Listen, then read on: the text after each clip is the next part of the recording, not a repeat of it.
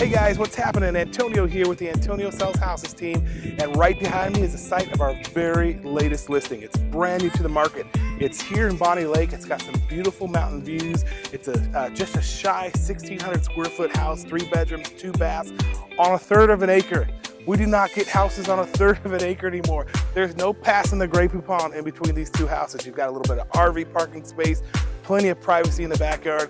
And I'm gonna tell you what's great, really great about this house is that it is set up for a first-time home buyer, because everything is here. All of your appliances are here, your washer and your dryer, your refrigerator, it all stays with the house. Move into this house, live in this house, enjoy this house. It's got a newer roof on there, just a couple of years old, so you're set up to have really good Bonney Lake living.